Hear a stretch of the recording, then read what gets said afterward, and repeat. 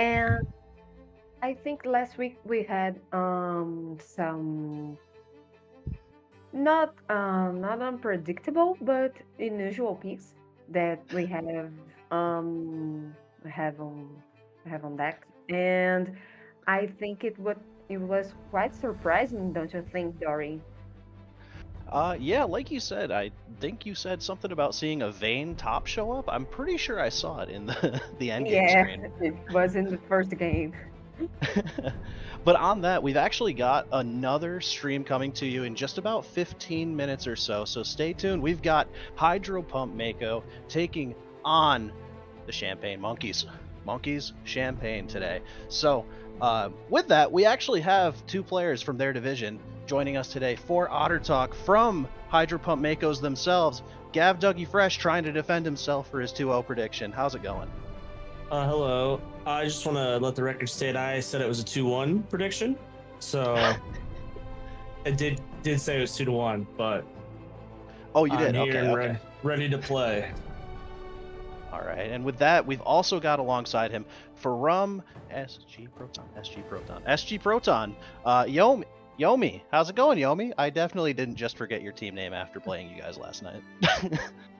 Going well, going well. I think it's gonna be a 2-0 for HydroPump Mako. I think they have really strong players. Champagne's got some gelling to do, I think, as a team. They'll probably hit their stride later on in the season, but for now I think Mako's gonna take it. For sure. So we definitely don't believe in Singular Bread as a solo carry early on, or Um as far as I know, he's just like a sub until they find their jungler, perma jungler, so I don't think he's gonna take on a carry role just to like not mess up their vibes of the team. oh, I get it. So more of a facilitator in your opinion. Yeah. I vibe with that. I vibe with that. I can't really go off of it. Like, I've played against Pink Penguin a little. I think I've played against Nightmare and Bread as well. Like, I could see them taking a game. Like, I don't know. I feel like I could see them taking a game for our caster's sanity. Maybe we see a 2-0, but I also agree with you guys. I think Hydro Pump Mako looks a lot better on paper and had a much better start to their season so far. You guys must have not watched our game last Yeah. week. It was pretty bad. I mean, I Was think it you really guys bad? played the best team in the league week one. It's just kind of an unfortunate start to the season, but you guys will bounce back this week. Yeah. I think putting up a good fight into like a higher ranked team definitely says a lot too. Like just rolling over and dying is a huge problem. Did it feel hopeless, or do you feel like you guys definitely can take the loss in stride and do well Well, today? it was sort of like they know a lot about us, we know a lot about them. We played each other in Risen finals and went 5 games. So we kind of know them pretty well, and we have a new jungler from our Risen team who's actually on Hydro Lotus. But so we were trying to implement a new jungler. Kind of didn't gel well, so the games kind of just felt bad. But I don't think it was like indicative of what we actually are playing like. All right. So, in that case, let's say we are, and obviously you can abstain from this conversation if you want, Gav. Let's say you are Monkey Champagne. Obviously, we all are pretty much in favor of Mako performing well. Again, Risen finalists. You guys are a proven team. Cream cheese is the goat. Is it still cream cheese? It says it on the sheet. Yeah. Okay. Cream cheese is the goat. Uh, and let's say we are Monkey Champagne, and we have to come up with a game plan to actually take the series off Mako. What do you think they have to do, Yomi? I would say that, no offense at all, Gav, but I would say their win condition is definitely going through top lane. I don't see Champagne's bot lane doing too well against Stealth and Mac. Mac is very, very, very good support, and Stealth is one of the better AD carries in the league.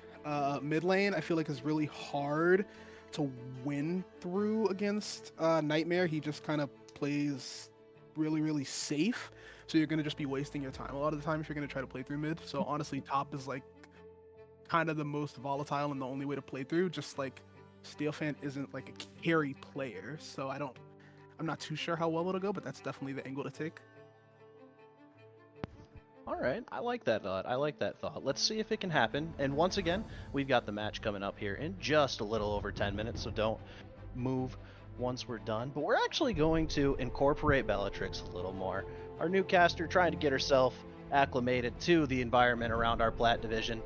Let's pull up our power rankings that we had for this division as well when we get a chance, when Caddy can. We threw some together for Bellatrix, but what I really want to hear from you is Mhm. your opinion on.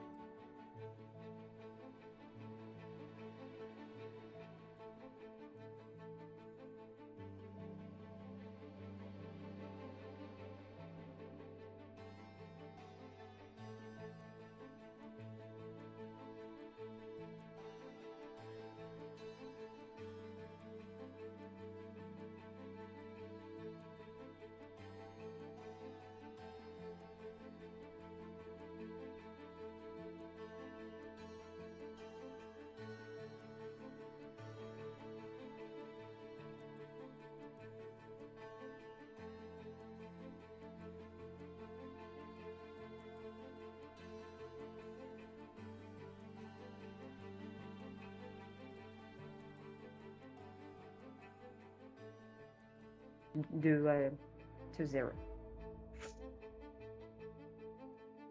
Oh, and it sounds like the audio might not be coming through properly on this stream. That's unlucky. Blue Otter and audio issues. Unlucky. Awesome. We're here. Our audio is live once again. The power ranking slides are broken because we have to figure that out at some point. But don't worry, we're gonna talk y'all through exactly what our power rankings are because we got about 9 minutes to go over these real quick. So, I've got the Zon power rankings open, and I'm gonna read what Dougie sent me for his, and we're gonna talk about our justifications and differences for first. So, Gav, for your top three, we have Revelation, SGP, and TFF. Yomi, however, put Conduit in first, and then S. It looks like Subatomic Gaming Proton are second for both of you. Yeah, Revelation is Conduit. They just have two Oh, that's Conduit Conduit, teams, so I just put the last name of them. Oh, okay. So it looks like actually both of you put the same three teams in first, second, and third. Is that a pretty unanimous stance, do you think, across the league, or do you think there's arguments for these teams to shuffle at all? I think, well, top two are pretty solid for me. Like, honestly, like, I probably think that my team can compete for second, maybe third, but we lost last week, so it's hard to rank us that high. So, even though we played the number one team, so I just didn't feel comfortable putting us in that high. But I'd say, in my opinion, there's like a clear top two. There's a middle of the pack, and then there's like a clear bottom two teams. At least for me, that's how I think us and Conduit Revelation are the top two in our division. And then TFF is kind of just like, I think they could be third, but it honestly could be any of the Champagne, Mako, any of those guys. Okay. And I guess let's compare it. Do you think it's more top heavy? Do you think this top three is, or I guess top two is comparable to Piltover's top one, top two? Do you think there's an argument for up to 4 teams over there? Or do you think that your division, I guess, is just overall stronger?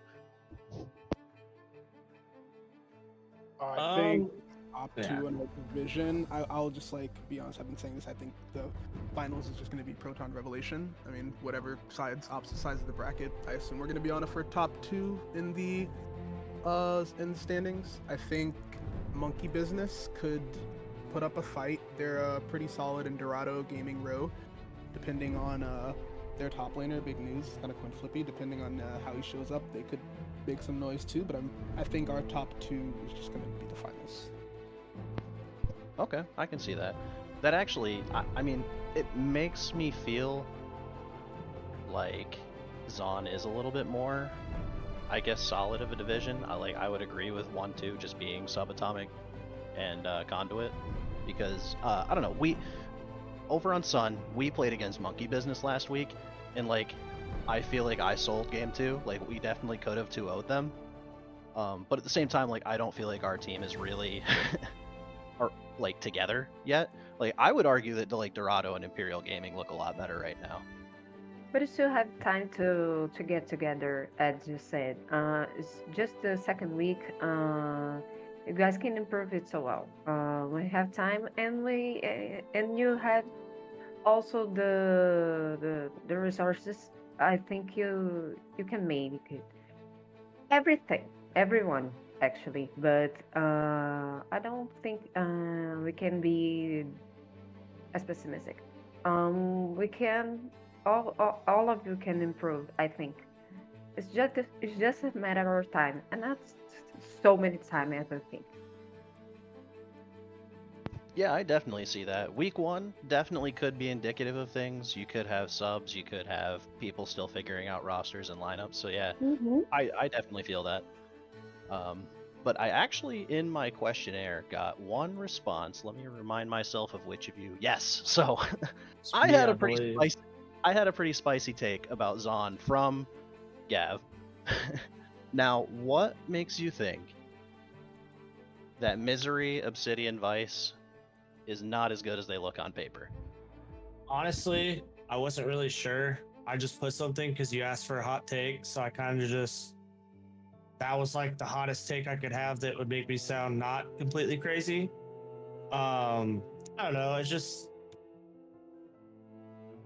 just not like the week 1, the match just kind of looked like it was a little all over the place. But then again, it could be, they could actually be good. So it's not really a hot take. It was more just you asked the question, so I answered it.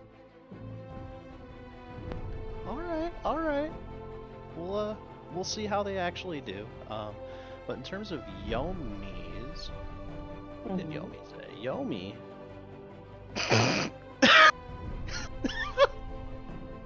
Okay. In the same vein, Yomi said he doesn't think HydroPump Mako make playoff. I do not. I'm sorry. I don't. I mean, that's a bold take.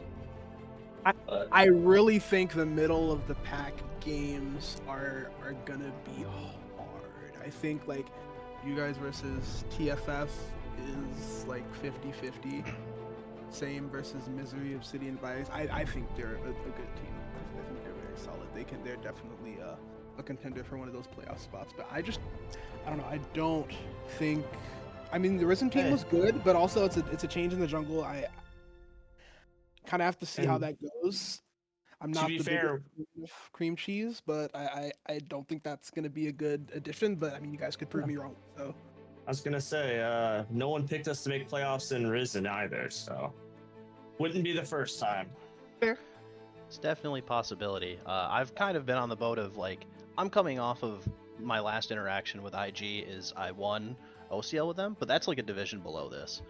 So seeing a lot of the same kind of people, it like made me not want to believe it, because the team just feels like a bunch of memers. But then I show up here in BOL Plat and everyone's like, yeah, Imperial's really good, Imperial's awesome, they win all the time, they do great. And I'm like, they're still a bunch of memers to me. I don't how.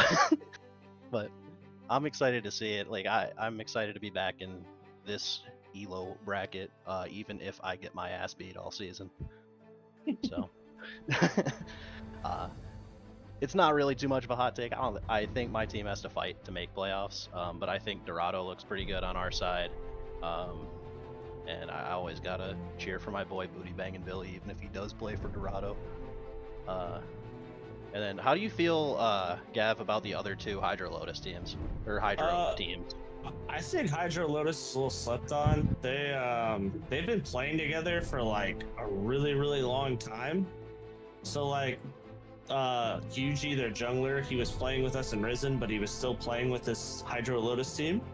And they're in I cannot remember the league. I want to say it's it might be Meta Shift, but they're in a league that they've just been playing in for a long time, and like so they just have really good synergy and they're pretty solid overall, and they have concise the way they play, and I just think they're kind of slept on.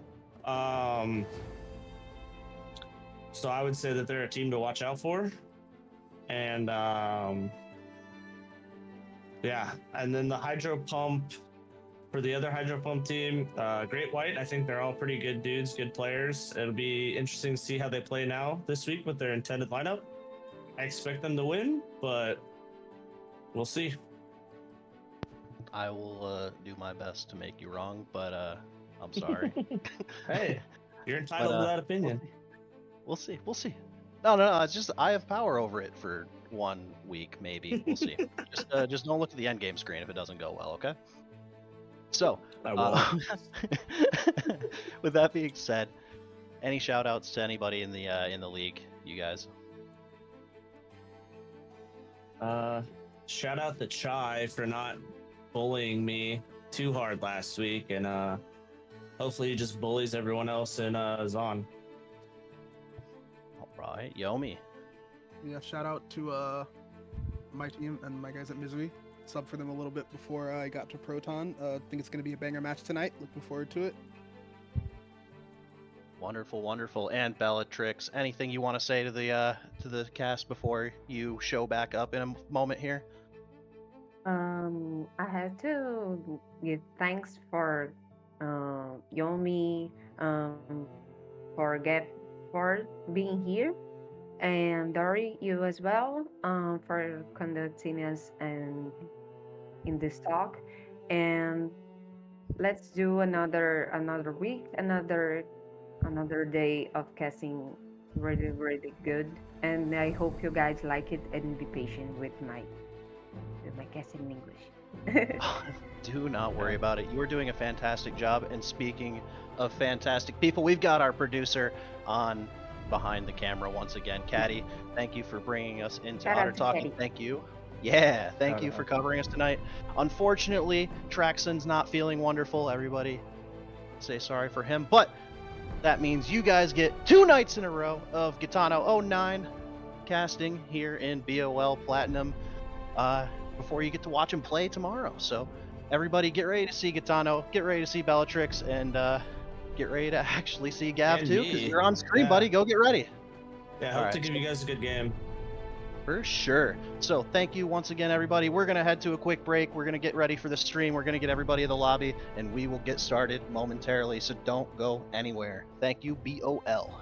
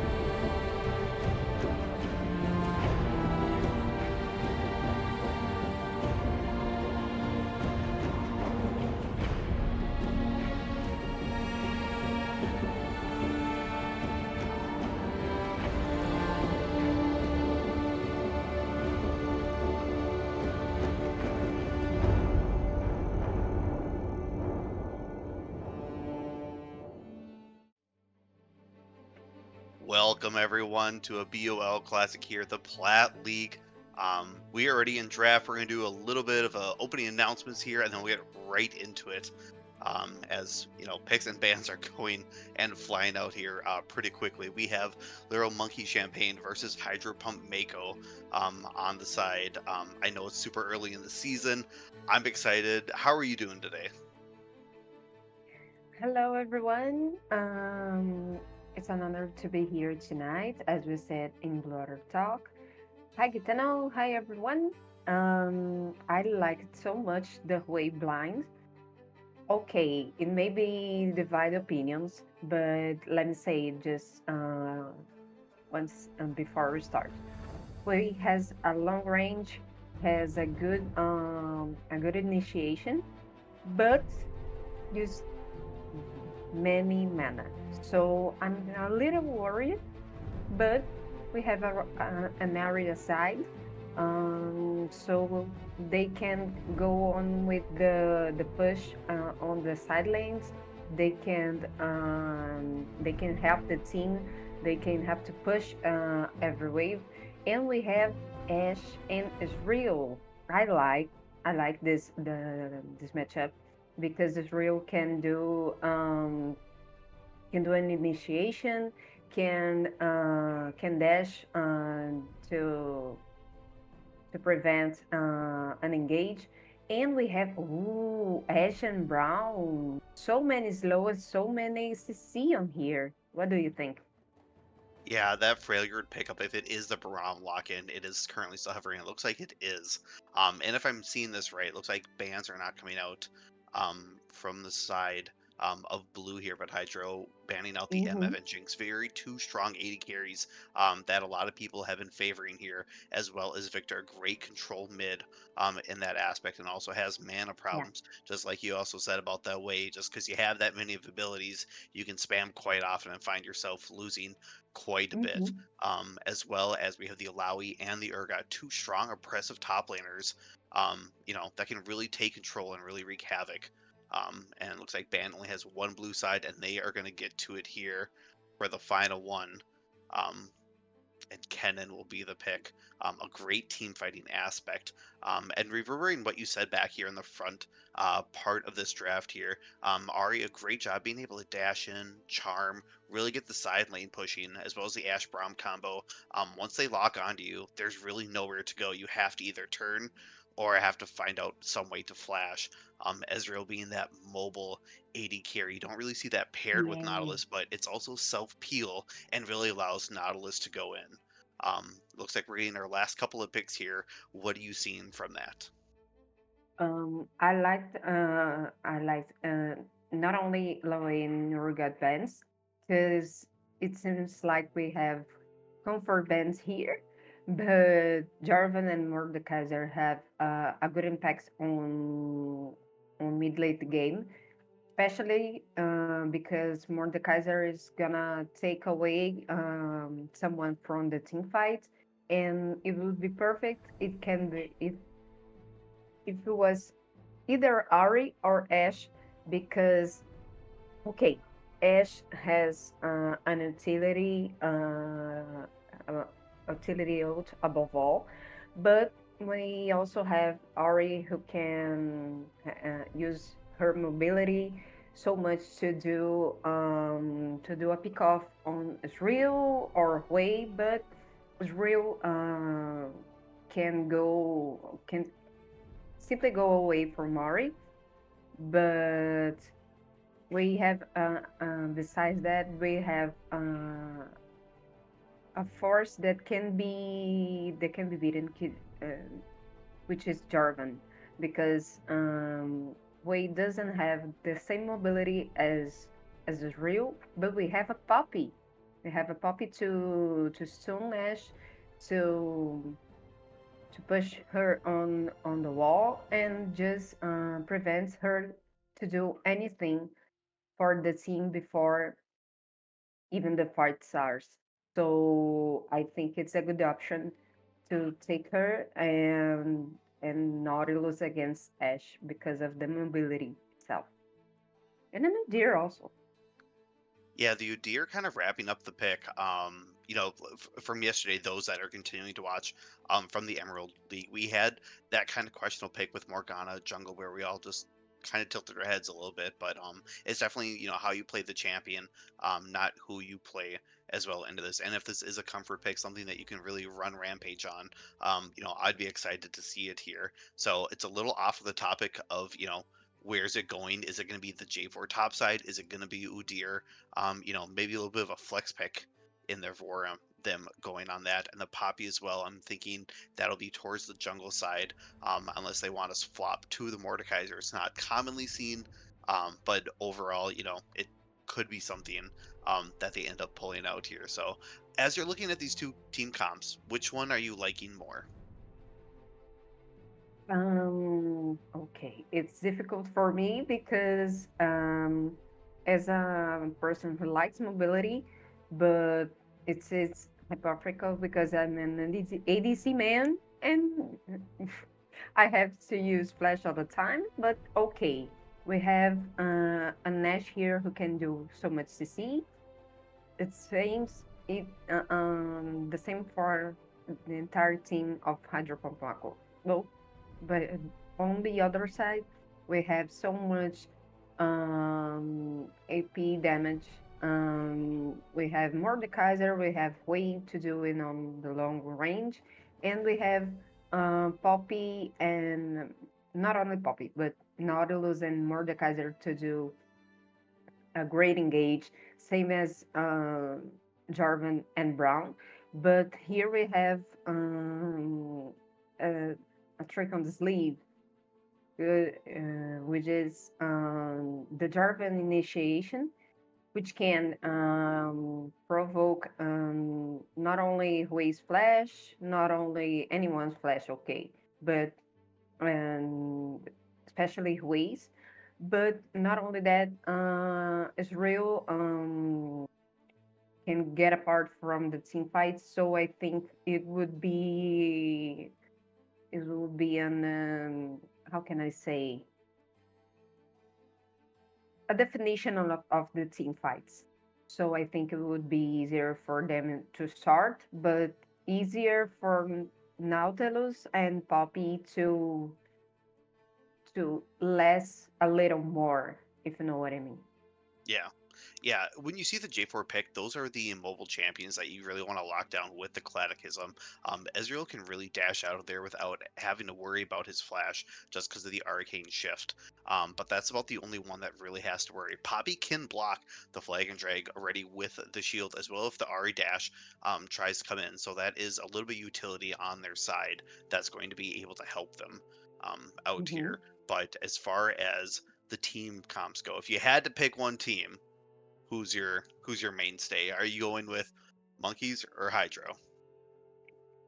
Ooh, now you put me on the on the fire. Okay, but it's okay. We are here for this. We are here for the fire. So, oh, you tricked me. Okay, I say with Mako because of Ari and Brown. Okay, so we're picking Hydro And red you, team. what do you think? I will put you on the fire too. Not Well, only me. here's the thing. If anyone watched yesterday at the Emerald League, I am infamously known for my picks, and I'm 0-5 for who I pick. So if I pick someone, it is a curse. It is a running gag that we are gonna grab my cats and have them pick a bowl and see what side, blue or red, that they want beforehand. I looking at the team comps. I'm also going to go with Hydro on this one here. I like the Braum Ash. Ari can definitely come in and pick it up, but we'll see if my streak continues. But now we got our picks in. Let's hear from you during the break. We're going to take a small one here, and we'll see you back, guys, on the Rift here in a couple of minutes.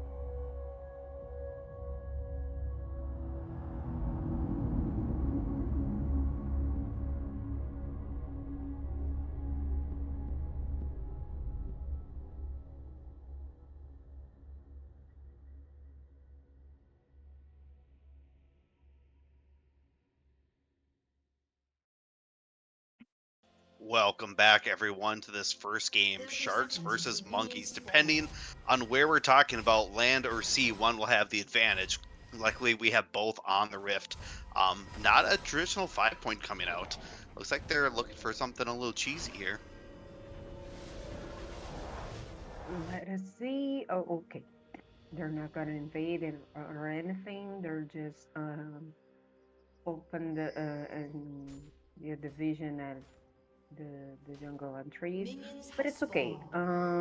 We have a situation here where we can hope at least Ash can come more frequently. Okay, more frequently, and not only here but another games, another in words or something. Because as you know, as you may know, the little temple will be back, and I love this room. I don't know about you, Gitano, but I love it. Absolutely love it, and I think I miss it a lot, but it will be a great trick on the sleeve. Oh, top lane. Yeah, little trades back and forth here. Udyr going towards the top side. I thought maybe there may have been a switch somewhere in the midst of it, but it looks like Poppy and J4 will be in the jungle here. Mordekaiser taking a little bit of trade for the CS and losing out on level 1, but we have J4 towards the bot side, and I think the minions may have spotted him out. Mm-hmm. I think they see it. Oh, okay. We're still in the mid lane. Ari couldn't get his Q on point, but it's okay. It's not a big deal here. But still, Ari gets CS advantage. Oh, okay, okay. Yeah, fight breaking down here. Oh, Braum shield going out, soaking up the damage. Exhaust as well from the Braum. The Monautilus here gonna get out of there. Did burn the flash, still has the Hex Tech up there just in case, and Ezreal is also having sorry, oh. a cake here from Poppy out of nowhere. I must have not even caught that as she was running out down towards him here. Let me zoom out my screen a little bit so I have better eagle eyes for that next play. But as I was saying to Ezreal, running that cleanse, worrying about the CC that Ashe and Braum is going to be doing here, as well as a possible charm from Ari. Meanwhile, Ashe on the other side, sporting the barrier, hopefully to keep herself safe with that positioning. And I had to say, I'm curious because we have Dark Harvest Poppy, and it's such a thing at least me, I didn't see it in, I think, 1 year or more. Because since Dark Harvest was modified to do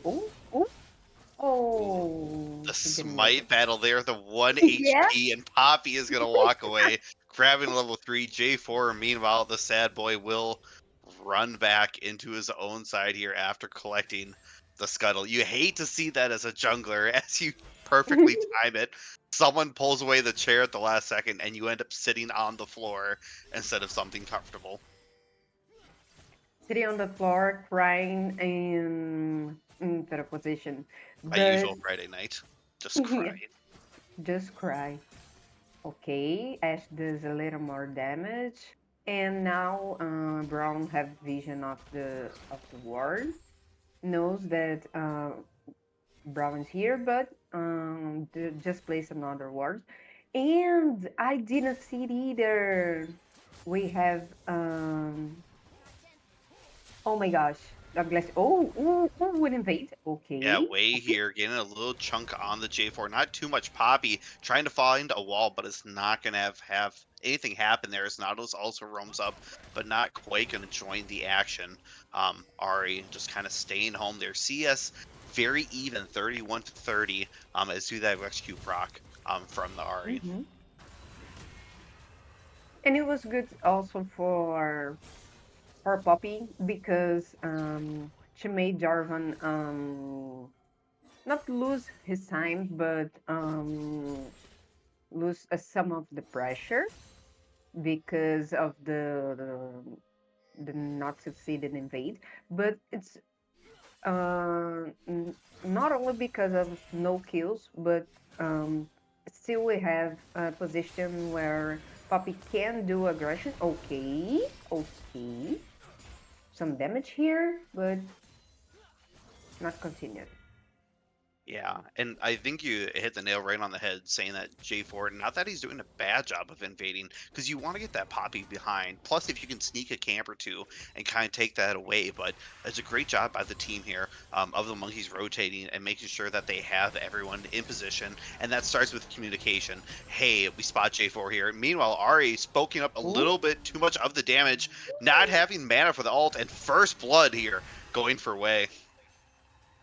Yeah, as we said on the draft, this area would have some problems until level 6 because of the mobility, because Hui has a long range in his skills. So we can expect an aggressive early game from him, and it's just what's happened.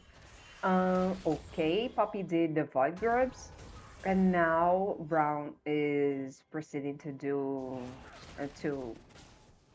follow up Jarvan in the first race.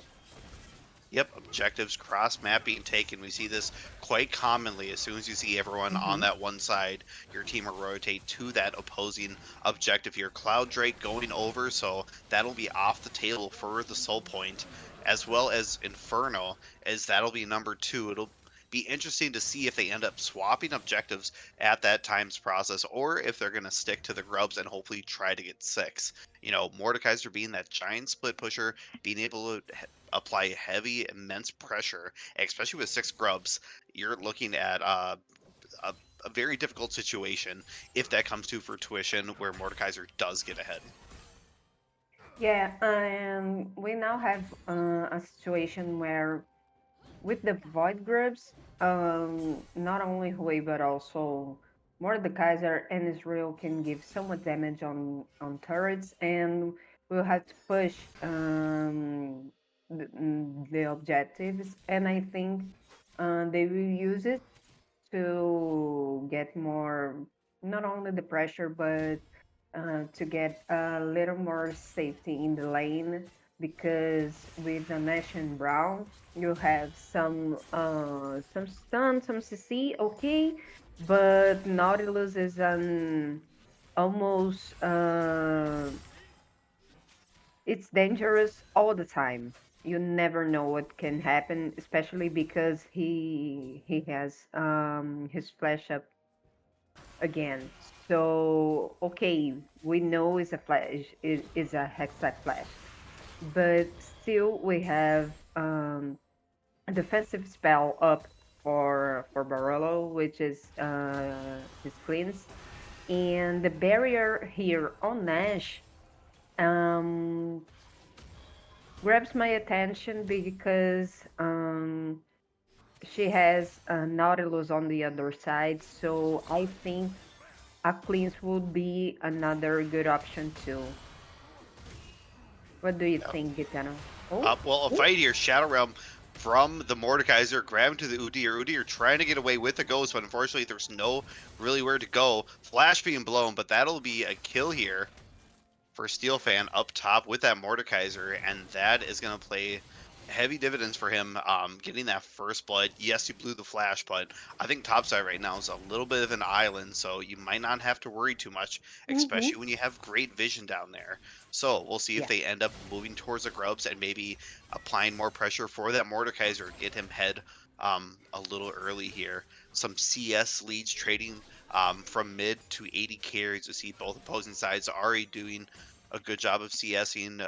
Does have 1 death on her side, but that also makes up for it. I think they say about 14 minions makes up for that kill, so it's basically kind of even and more towards the bot side here. Ash going the Vampiric Scepter, so not a lot of damage coming out early. I'm guessing we'll see that Mhm. BT first item here that has been heavily favored through a lot of people. Especially in that early game first item. I know MF is one of those two that loves to see it. Meanwhile, mid lane, Wei has to flash. Charm going down, will land. Platichism as well for the Wei, and there's nowhere for him to go. Ari picking up that kill. Great gank out of nowhere here. Meanwhile, towards the top side, Udir's getting chunked down, and the Rylai is already complete from the Mordekaiser. So there's not a lot of wiggle room here now for the Udyr. Once he gets within range and takes a few of those hits, he really has to commit. Otherwise, there's no real exit for him. Oh, and the pull at the Oh last second. no. Got caught shopping here, taking up tower. And another kill here. Ooh.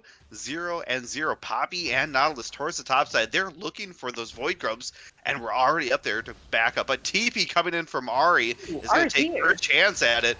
Does get the Charm landed as well.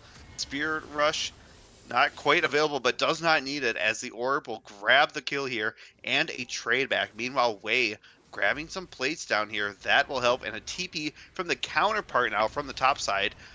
That will be Udyr. Ash Arrow coming out. Ezreal as well going through. Does hit one for the J4. The primary target of what they were looking at. Does get the flag and drag over. Is going to escape here. Meanwhile, Braum trying to lock up the wave. Will use exhaust, but Nautilus will end up hooking here. Landing connected. And will be flashing out on that side. Once again, Braum passive. Smacking one proc, but not enough for the stun. Meanwhile, Void Grubs are still up for grabs. They are not done with this fight just yet.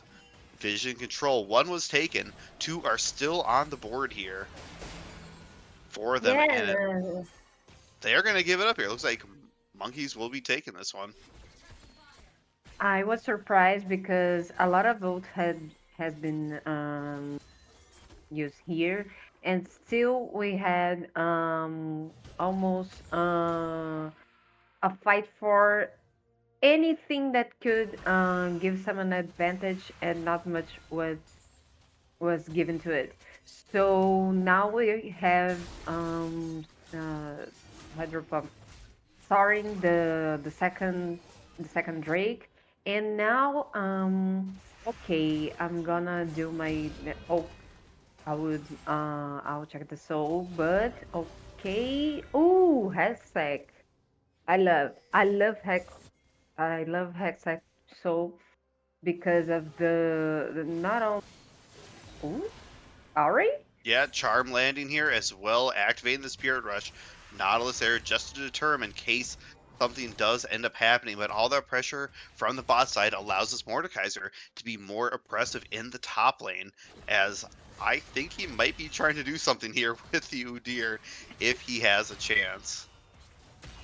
Especially because he's diving whenever he wants, and is doing a great job of zoning him, because Udyr is a champion that needs to have space for anything, and Mordekaiser is doing a great job in immobilizing him, and not giving him the opportunity to reach what he wants. And we see that difference not only in farm, but in oppression, because Udyr is not available to do anything he wants.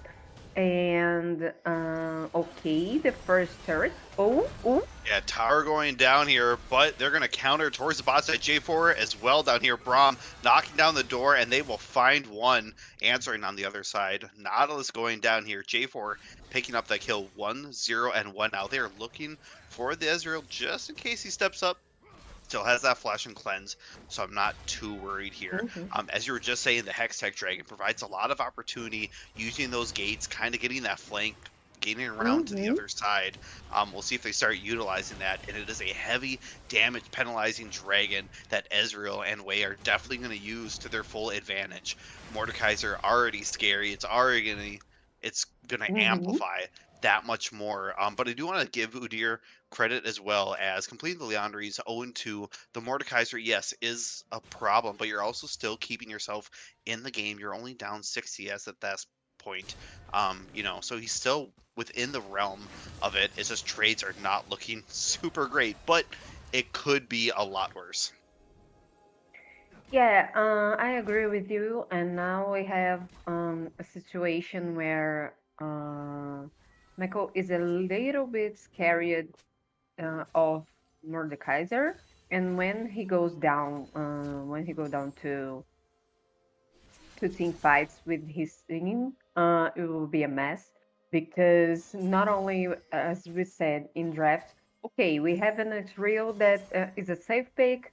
It's a good option to do a long range initiative, but not only because of that, we have okay, an Ezreal ult, but it didn't reach anyone.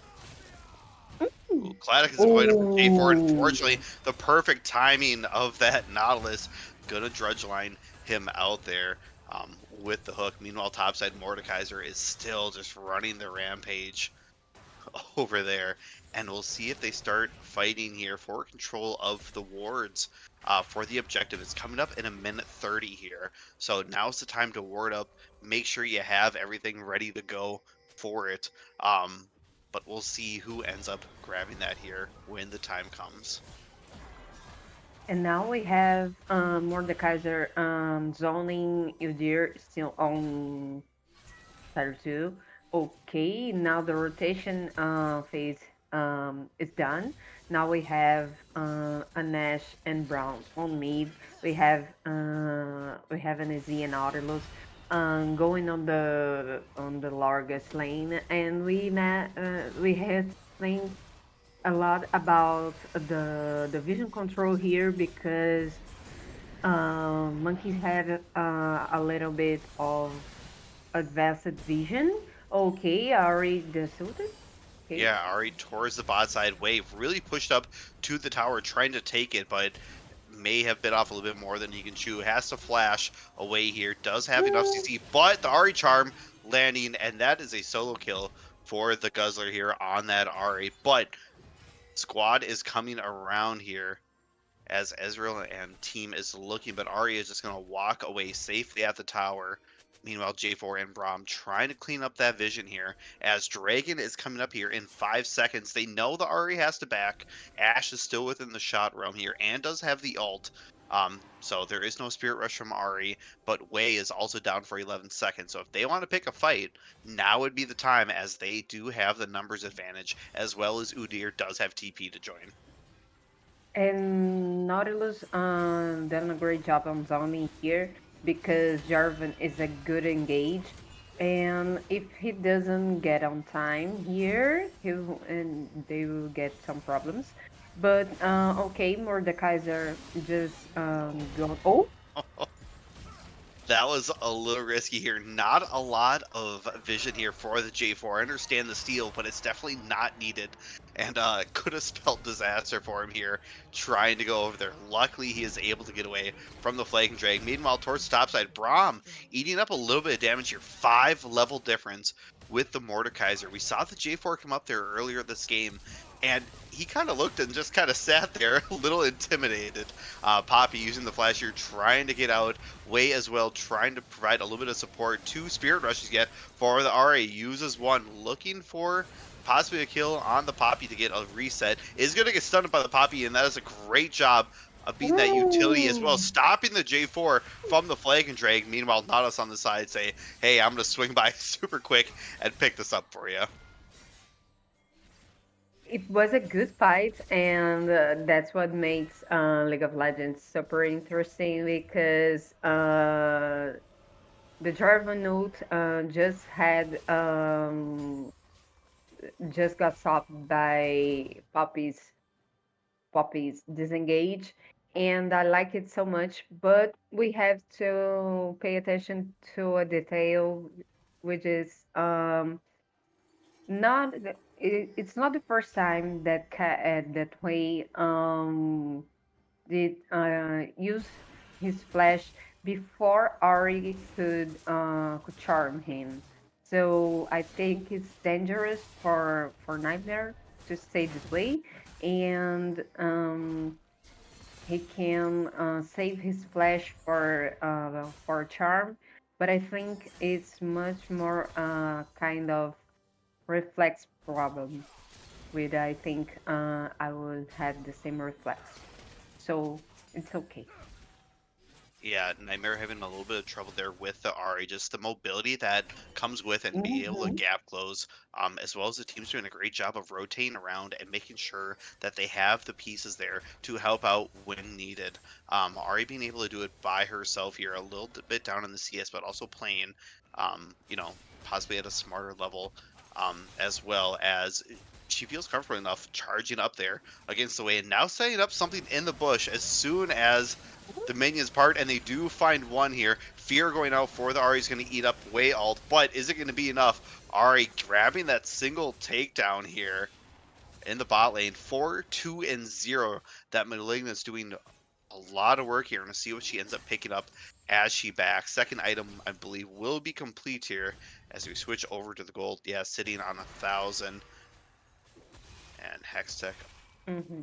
alternator picking up, so not quite enough to finish it here. But we look at the gold difference in the mid. Wei is actually up a little over 300 here on that, so still pretty even. But Ari doing a great job of being able to pick apart that side lane. So the push is kind of nullified. But if we swing back to the opposite side, Mordekaiser's still doing Mordekaiser things and just lighting them up left and right. Mordekaiser is still Mordekaising. So, okay, he's making most of the advantage he has grabbed.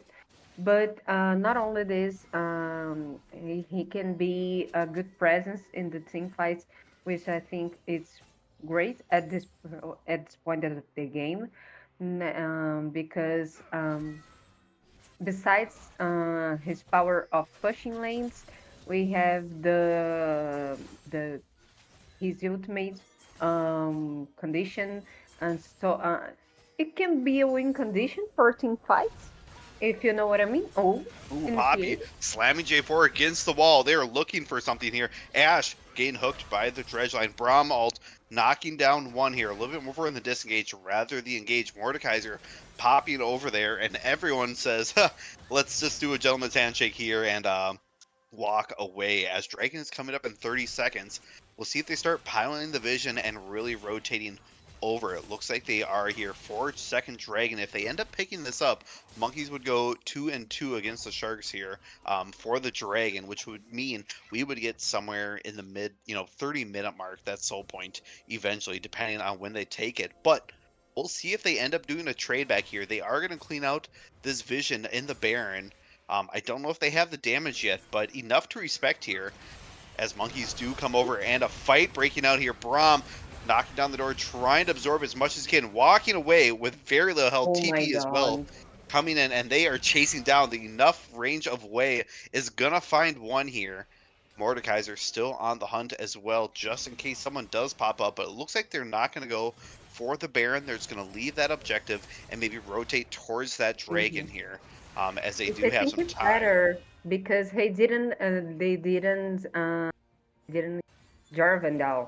So it's still at risk because he can dash just get closer to the Baron, smite and flash away. So it could be dangerous. So I think they did the right decision here of swapping the Baron for just doing the Drake and getting a safe position here. I think it was better in the end. Yep, I agree as well. I think you had the right idea there where, we understand we can sacrifice this. This is not our sole point. It's not a do or die. And you also have to think what comes on the back end of this if we lose. Let's say they ended up going for the Dragon 4v5, end up losing that. They could end up losing Baron, and that leads to a whole bunch of towers. So a very smart Hmm. play of just saying, hey, enough is enough. We're going to cut our losses. But speaking of losses, Braum might be the next one here. Going to try to get the jump to the J4. Does just a sliver of health left, and they might be going for this. Poppy walking in, having to flash out. Ash Arrow just going wide here. Wei as well trying to pop out that Braum with the range. Not quite finding him here as they try to clear the vision around the Baron Pit once more while they have the pressure. Wei ult coming Seriously? down there, finding J4, but not enough to kill. Yeah, not enough damage. And I I'm just surprised. Brown doesn't die at all, and still, we have a notion of how broken this is. Not only because we have an Nautilus on the other side that has almost the same items, but not only this, we have still a little bit of pressure getting inflicted by monkeys, and still they are getting closer to the objectives, but they are doing safe decisions, at least for now. But let's see if it continues to. Ooh, okay. J4 I Flag thought it Drake was not a. going to find something.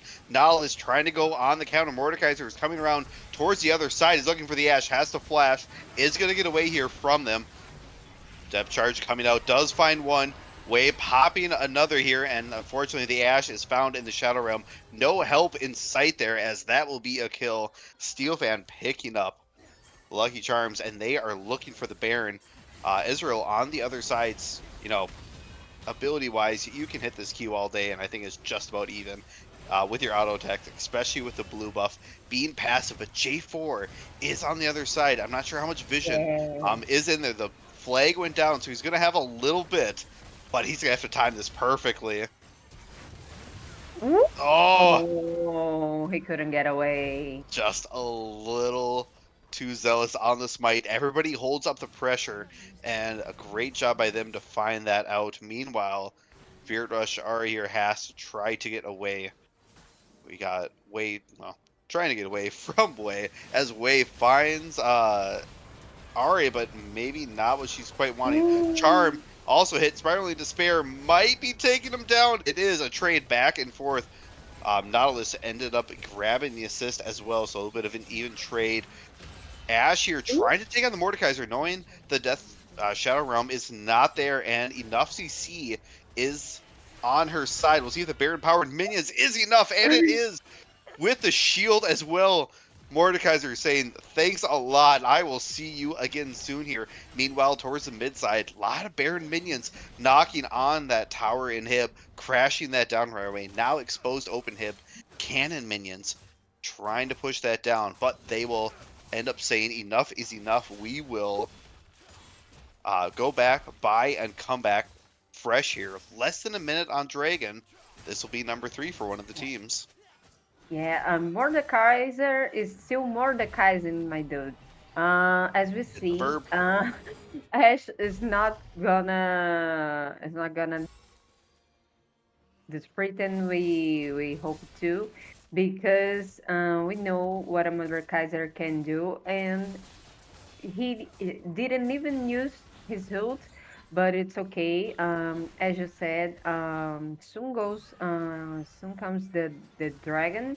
Can be a sell point for both teams, but I think they're gonna risk it because not only because of Jarvan, but still we have pressure for Baron. Oh, okay. They're gonna initiate? No, they're not gonna engage that. I think they're going to. It's just a matter of time here as Vision Wards go down on both sides, trying to figure out when they can go in and how fast. But they have to be wary of the Mordekaiser. He is knocking down another tower inhib, and unless they really want to commit to something, they are unfortunately going to be caught out of this push and pull method. As we swing towards the top side, Mordekaiser going to be grabbing that inhibitor with no one to contest. Meanwhile, Dragon on the bot side here getting started, and he takes the good old Hextech gate all the way to safety. That is unfortunate. Yeah, as we said, it was dangerous for Mako to have not only a way but Mordekaiser to push on sides, and that's just what they did. They they took advantage of the time they had and did not only the pressure on the top lane, but as well they did a good thing or granting the objective, granting the soul point of Drake here. And I think it's a good option for them for now. Just clean the vision on the sides and not only the size but the jungle entries, but we can now have a good vision of a more calm game or not. Okay, okay, okay. Ooh, he didn't get this J4 though. just getting out there with the flag and drag. Poppy was on the rush over there to them. Poppy 2-0 and 3 with a lot of good tank items here. The Rookern as well being able to absorb a lot of that magic damage initially that comes out, but they are pushing towards this inhib. I think they have to leave it. I don't think they need to contest this one. You're down 2 inhibs, but you're also not losing the game, as I believe the final stand here will be made as Nautilus starts taking up a few of these tower shots. Yeah, now okay. Oh, okay. Oh, Didn't use Braum his ult ult. coming down there, trying to find someone, not going to be able to catch anyone out here. Ayash being able to find someone as well as the Spirit Rush from the Ari. Gonna find the Mordekaiser, trying to knock him down before anything. Ezreal ult slices through 4 of them, but they're breaking the front line. Nightmare grabbing up the kill. Mordekaiser, Steel Fan also going in there, trying to find 2 is a very deep in their turret. Turret's gonna go down after a few shots towards him. Blade of the Rune King Oh proc my here god, for Udyr, but is rushing he's away still as fast as he alive! can. They are frantically scattering like roaches with the lights on.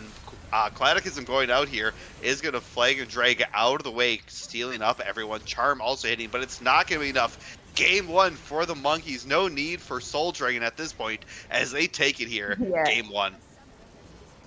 yeah. So it was a good response. Actually, not because you dear got picked later, but I like the more the matchup. And okay, I think the other talk bets are ruined because almost everyone betted on 2-0 from HydroPump, and now we had only one person who believed in the 2-1 game, but it's okay. Now we go. Can we go to a little break, Gitano? Or Yeah. Yep. I just want to throw my 2 cents as well for the player of the game, also the Mordekaiser, doing a great job and doing Mordekaiser things. As we yeah, all saw that game, Way as well. Had a little struggles earlier, but really popped off towards the late game when that team presence fight.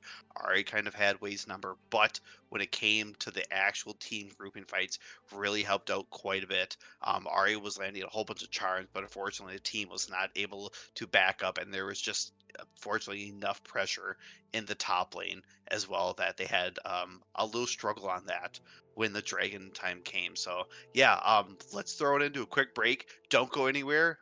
Grab your snacks, get what you need, and we'll come back for game 2.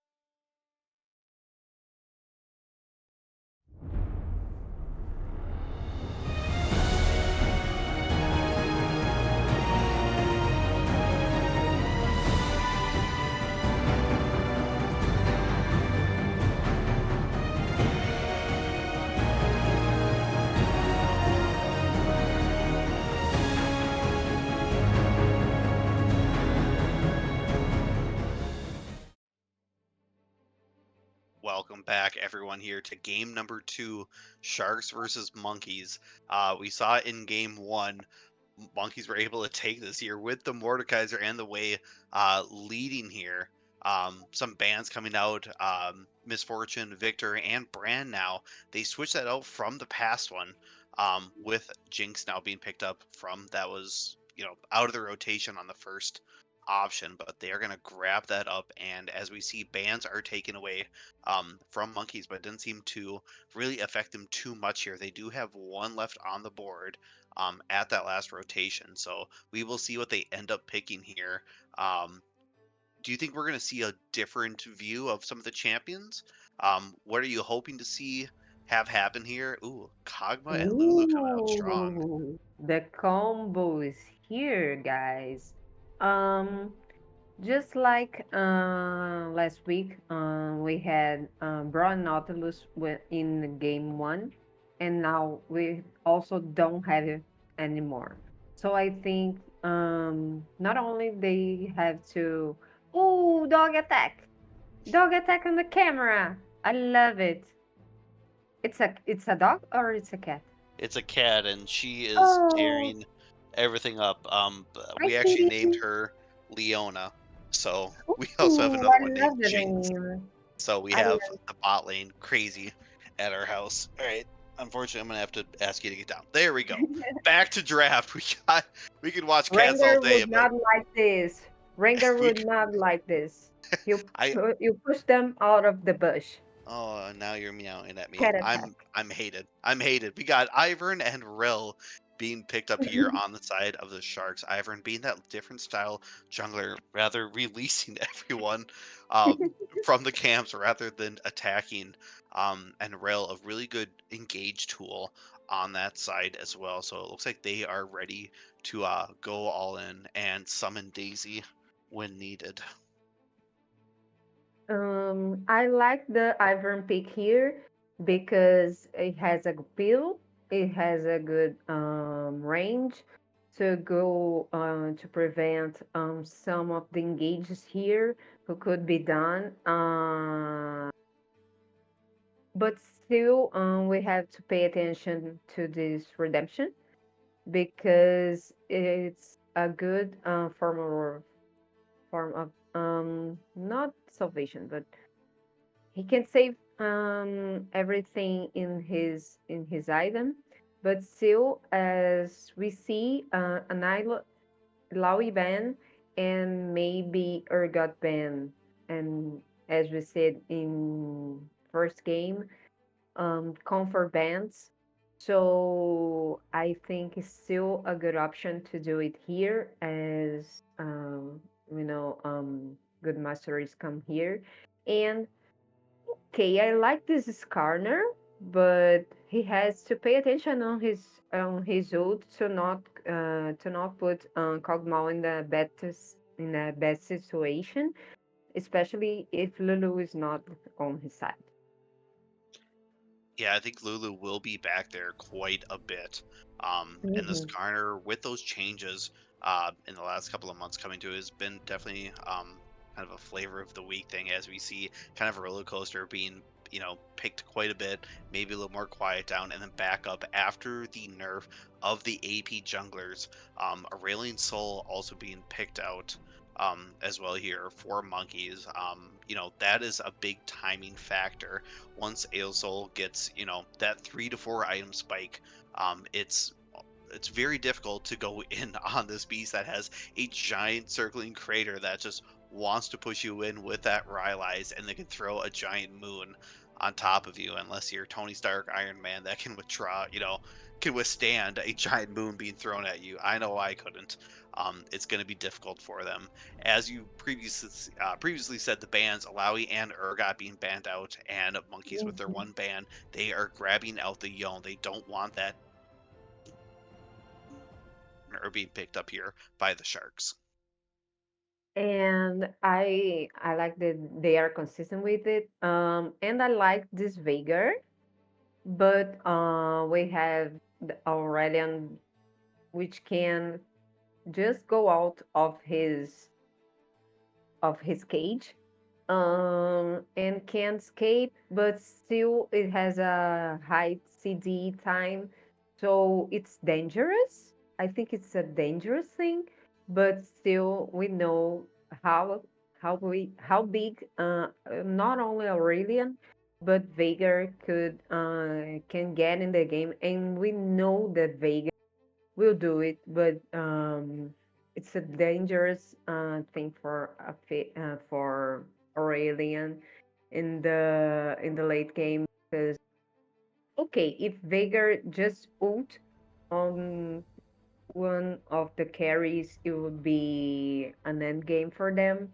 But still, we have a help from him to activate Jinx passive.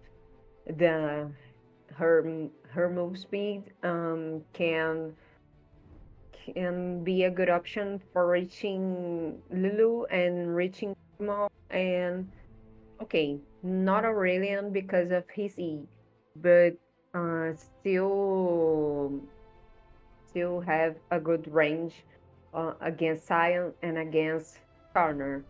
So now I will put on the fire first and ask you which comp do you like better? I'm thinking I'm gonna go with the monkeys here, just because there's not a lot to reach Ooh. the Kog'Maw. Rel has to go in. It's gonna be Mm-hmm. telegraphed that she's running. The Orin ult, you're gonna be able to see. Yes, there's the initial pop up, but if the monkeys are doing what they should be, there's not a great way to reach that. Lulu's also gonna be able to polymorph, and Crescent, she's going to be able to heal off whoever. Plus, you have a Reeling Soul, another front line to deal with. And you got the Scion. If he's not the go button, he just needs to hold that pop up and wait for everyone to kind of scatter around. So I'm really liking the Monkeys comp. As long as the early game goes well for them, they're going to be able to hit the mid and late game stride very easily. Having said that, it only takes a little bit for them to get behind. With the Viger cage mashed up with the Rel, Ivern jumping on top, and Ornn, you were looking at a four-person CC, not to mention Jinx having those traps, being able to throw right behind someone to even obscure their exit, even if they do survive all of that. So I think it's really going to come down to Viger stacks, how his early game goes, as well as if this team starts to brawl early. We didn't really see a lot of action in that first game. It kind of took a while for someone to really get that first Mm-hmm. kill, and then it started to Yeah. snowball here. But with the Mordekaiser being taken out, now your top lane Sion versus Ornn.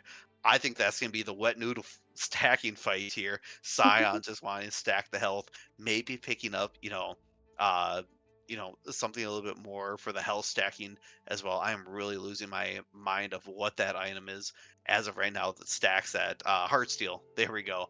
We'll see if that is the option. I just want to hear the bonks from basically every tank here. So yeah, I'm gonna go with the monkeys. What are you thinking? I think you brought a good point, because at the same time, we will have a sack fight here for Sion and for Veigar. It's a time bomb for monkeys because Veigar's gonna explode someone on the late game. So the most they postergate the game, the worse because he will have the peel from Rel, from Ivern, and they protect also Jinx, who will get a good range for preventing any damage. But still, we have a Kog'Maw who can poke from even further. But still, we have, as we said, a stack fight and a time bomb. And I'm still rooting for it, and I still pay attention to it. Yeah, both sides being able to stack and kind of wanting that mid to late game presence. So it's really how that early game will pan out here. Any final thoughts before we take it over to a quick break and meet these teams on the Rift?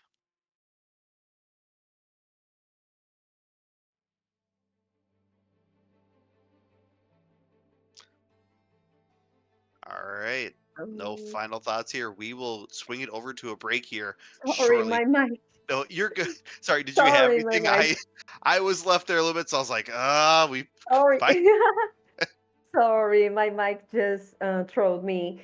It's But okay. I think it would be Okay, it's dangerous for me to say that, but okay, I think now monkeys have a good win condition to go to zero, but still, okay, I'm in okay, I'm in a draw. I don't know. I don't know. I Right don't down know the middle. how what to There's expect. nothing Yeah. wrong with that. Wanting both teams to win, unfortunately, only one can do that here. We're gonna take a small break here, and we'll see everyone back on the Rift here shortly. Don't go anywhere.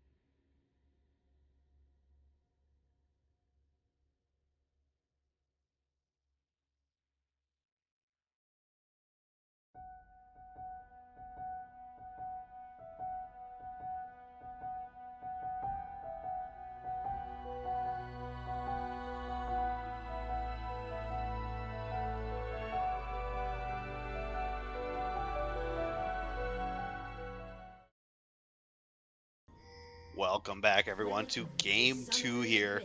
Sharks versus the Monkeys. Monkeys taking game 1 here. Changing up their strategy. Last time, we saw the Sharks go in a interesting 5-man rush to the bottom just in case something happens. But the standard 5-point now coming out for game 2, maybe being a little more weary of what's going to happen. Yeah, they are more cautious. Oh, they are little than me. Oh, Very we close. couldn't get. Yeah, Veigar having 1 stack already. I'm not sure if that's game ending, but he at least has 1 stack coming out of the gate before the game starts. So possibly a second one here. Number 2, but takes a little bit of trade here, back and forth. Does have the arcane comet as well. Both of them sporting that. So we're gonna see comets flying back and forth in this mid game. Yeah, and not only because of long range, I think okay, Aurelian will need some time to think what he will do against Vigor Cade. Oh, a knockup? Okay. Only at a knockup. And a Yeah, these little bit level. Sorry, not a little bit too much to go back and forth to go, but it's still interesting to see them hit each other. Still doing quite a bit of damage. This top lane. I think it's gonna be bonk bonk city going back and forth here. yeah, it will be a bonk situation, a bonk lane, and oh, okay, a little bit of sex. And here we got Veigar stacking his AP, and now we have okay.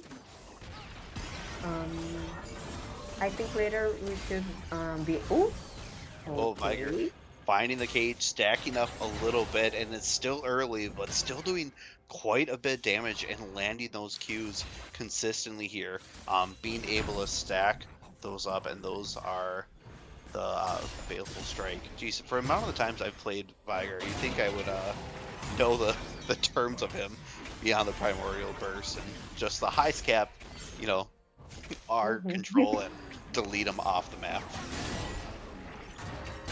Okay, Science Shield here, and I like this the fact they are all getting caught in the CCs the another one has, but still okay. This skin doesn't help to see from minions, but still we have a good advantage here from Sion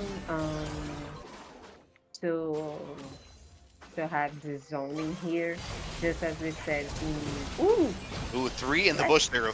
Jungler plus bot lane looking for the Lulu is going to find a little bit, but they're going to shift their focus over to the Cog. Ignite going down from the Rel as well as Flash, but it's not going to be enough.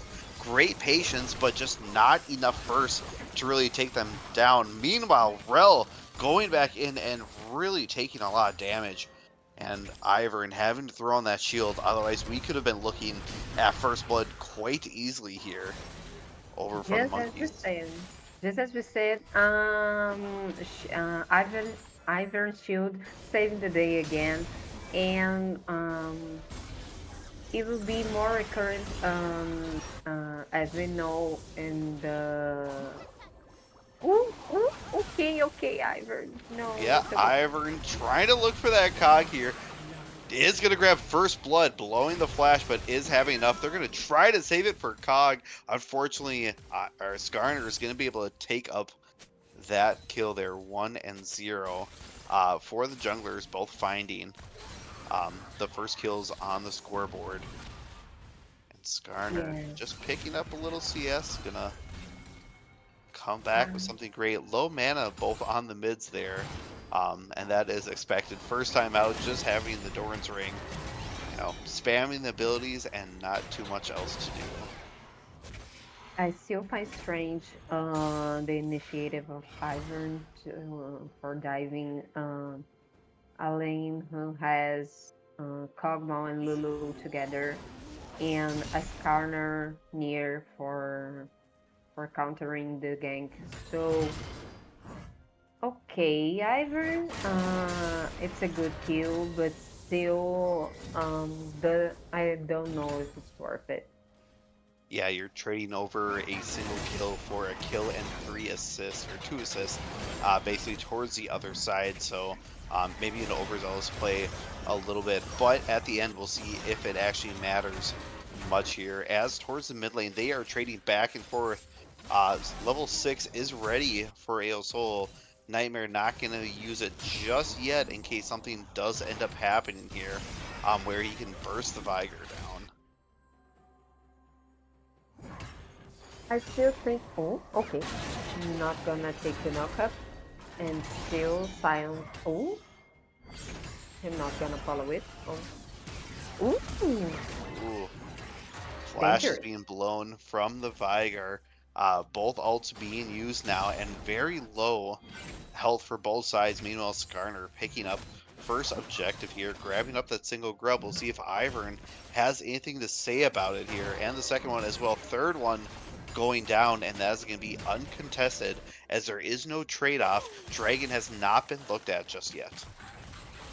And it's curious because Veigar just ulted on Aurelian and it didn't kill, so okay. I thought Ivern would steal this battle, but not what happened. Okay, some more vision uh, um, on the Mako side. It's a good thing, but still, monkeys had some advanced words, and I think this would be useful for the first rate. But still, it's a good for Mako, as they have more more vision in the Drake area. But still, it's curious about how Sion is getting getting a zone in Orn, and just like what happened in the first game as Mordekaiser and oh okay, oh okay, Mordekaiser and Nazir situation is just what happened here, but still having the knockups and DCCs on him, and when he gets the Steel Heart, it would be even worse. Yeah, Dragon here being the point of contention. All going down from Aeosol, crashing down. Is going to find a lot of damage. Meanwhile, Skarner pulling the Ivern deep back into the enemy team. Jinx finding that Mega Rocket, but not a kill. One going down to Aeosol, picking up the first one. Daisy is going to find a little bit of sun here on the Ivern, or the Aeosol, as not a lot of mana, trying to get a little bit more damage over the top of that side, but it's not going to have enough in the tank. Meanwhile, Skarner and Cog also on the side, gonna let this Dragon just kind of poke them down. Not a lot of vision either with the Ivern, doing a great job of pulling up the bushes, making sure that they don't have clear vision sight of what's going on, and possibly can obscure them from stealing the Dragon. Lulu quite low here, doing a good job of stepping in as those bushes go away, but Rel coming through and charging through the middle of the river, saying, hey, cease and desist what you're doing. We can take this dragon another time. No dragons have taken just about 10 minutes in. If we get to the soul point, it is going to be very late in the game if this trend continues where no one's going to pull the trigger on one. Yeah, it was dangerous for Mako to finish the Drake as they were still low in life and still couldn't get the zoning they want. Even with Ivern on the team, but okay, they stopped for a while. They for now, but still we have the possibility to get a team fight for first Drake. As we know, it's a good buff, and not only this, it's opportunity for Kog'Maw, for Aurelion to stack, and for Veigar and maybe force some future TP from Sion, I guess. What do you think about that? Do you think a TP will be necessary or they're just gonna stay here on this island? I think they're going to stay on the island as far as they can here. We saw Steel Fan game 1 with that Mordekaiser just want to have that isolation and really push up this lane, which he is doing consistently against this Ornn, and really kind of has his number. You see these trades back and forth. Oh, I'm going to have to stop myself as Vigor Cage making sure the fight is going down. Rel finding 2 for the engage as the Groms are getting, or not the Groms, the Grubs are looking to be taken here. Ult going on the Skarner, popping up. Supersize is going to get away. Aurelian Soul trying to help out the Lulu, but can't really join the fight. Meanwhile, Sion charging in there, not going to find one, but ends up finding 2 for the knockup. Soul towards the backside of the Viger. Meanwhile, the ult from the Ornn is going to find one. The Guzzler is going to take out Nightmare in the mid lane. Viger stacks getting a little more and more stacking now as the double kill comes out. Might not be done looking for the triple. Does not have the Primordial Burst ult just yet.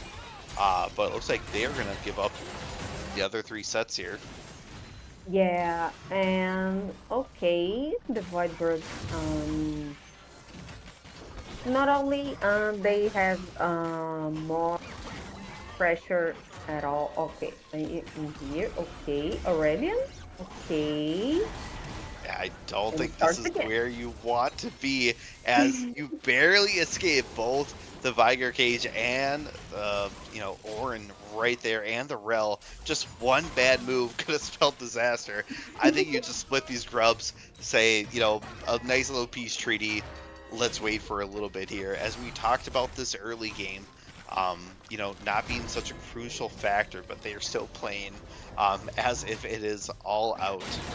So great scrimmages going back and forth. Not a lot of people falling, but definitely enough to cause a little bit of stress here towards the mid lane, as Dragon now going down. Ivor not quite there, so they should be giving up this Dragon, and Monkey should be picking up this first one. Hextech going down. Ocean for soul number 2. That means we have Cloud or Infernal here, or Chemtech even, for that final Drake. And now, okay, we have a Skarner here trying to invade, tries to get the. Oh my God, I have to admit for you guys, I forgot the name in English, but in Portuguese we say the chicken. We call the chicken The stew, so you're Oh, not far off okay. base. You can call them the Oh, Raptors, you can call them God. the Clucks, you can call them whatever. People are gonna know what's going on as long as it's got wings and a beak. They'll we all know what you're Okay. talking about there. Okay, because for Maokai, we say potato, so okay, it's a cultural good thing. Yeah. I like it a lot. Okay, the chicken are done, and the invade is done, but still, I think Carter later will have a little hard time. Okay, okay, Yeah, sex, the sex hard here in seal North. bonks going back and forth. Sion Bolton. not giving up any ground here, as he is kind of going all in here with that Ornn. 24 stacks on the hard steel, very early yet. Trying to Yeah. grab a little bit of vision, but Rel and team are trying to grab the Rift Herald. It looks like there will be no contention. We'll see if they try to stick around for Sion, or if they end up grabbing towards the spot side. Meanwhile, Skarner might be looking for maybe something cheeky here on Jinx if Jinx does not leave. Yeah, Jinx is not giving up on this. Okay, more bonks. Yeah, Sion not having the heart steal, but no problem here, as he is stealing back everything that he needs from the Ornn, and I think on the way back we'll find a new item in his pocket here. Meanwhile, towards the bot side, Aosol picking up the kill here on the Rel. That is the support going down, and he is not quite done. He's finding Ivern, and Jinx trying to get out of there. Ivern trying to scoop up a little bit of damage here to maybe save the tower, but that's not going to happen. Meanwhile, Viger in the mid lane just free stacking up. Those abilities. He sits now at 123 already for the passive stack, so a really good starting number. But Ivern getting caught out here a little bit as Skarner and crew try to slide over. We'll see if he gets the last hit. Does not. Oh, Ivern being able to escape. Nothing there to really help him. Meanwhile, Aosol is in the cage and nowhere to go. Rill trying to get towards that backside, and Aosol trying to flash. Not gonna have that happen. Meanwhile, Cog trading the kill back from the Viger, killing the mid laner of Nightmare. And now they are not quite done. Skarner picking up the kill 2, 1, and 3, stacking up that Heartsteel now 46 as we see another Heartsteel complete as well from the Scion. We are going to hear bonks, bonks, bonks the entire game. yeah, it will be a complete mess of bonks here from Orn and from Sion, and we have to remember that just like we have some more stacks in Orn Sion for now, we have the passive Sion's passive, which is based on life. We saw you getting the scuttle wrong, print cheese, but it's okay. We all do that. But still, these stacks will be. Do you think the stacks still hard will be a problem for Sion?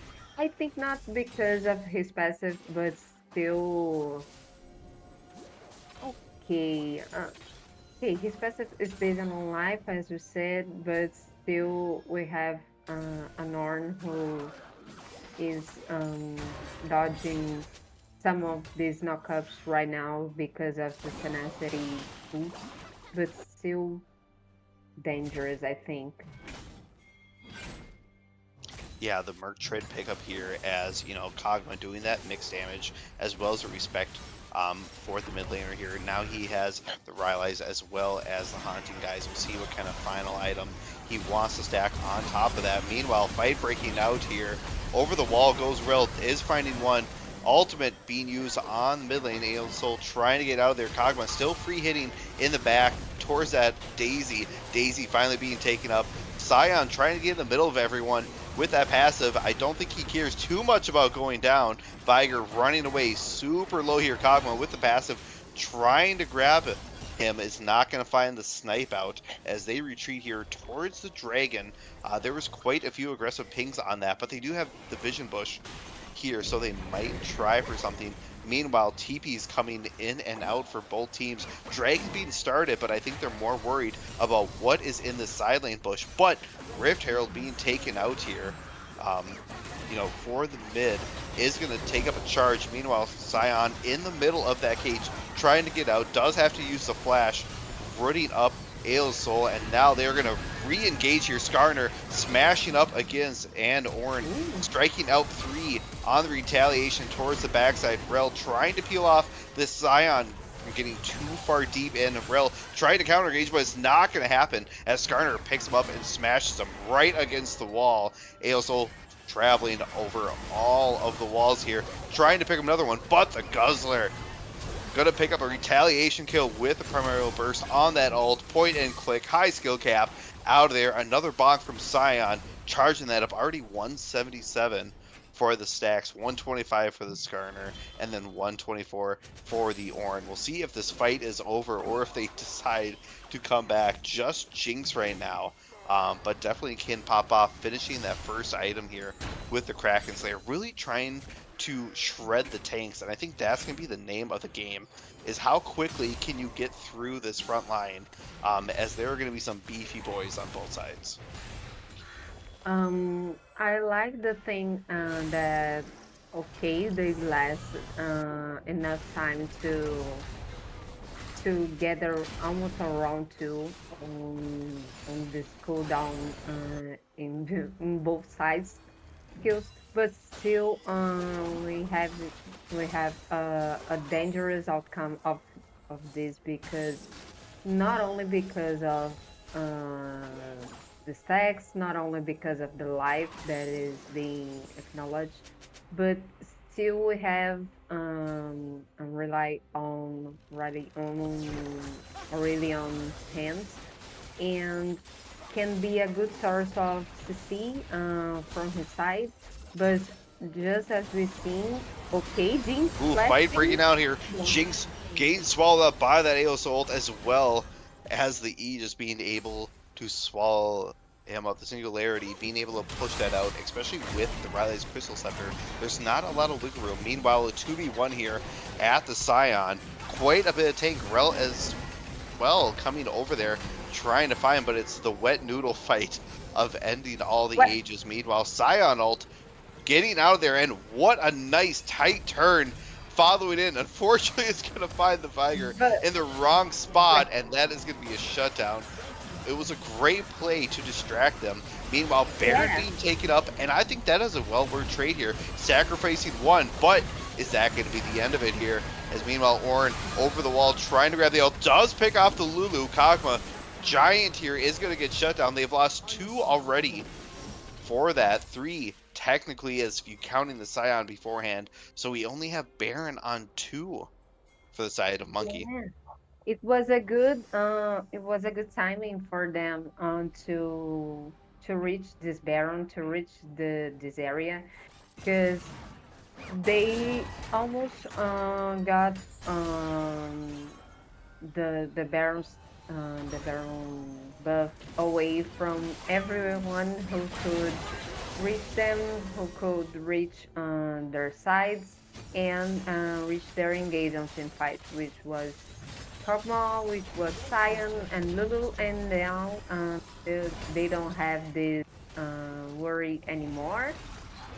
But still, they have the buff and still a dangerous thing. But still, I don't know if they will do anything more than Tier 1 about it. And okay, I don't think they try now to reach Tier 2 because it's too dangerous for this composition.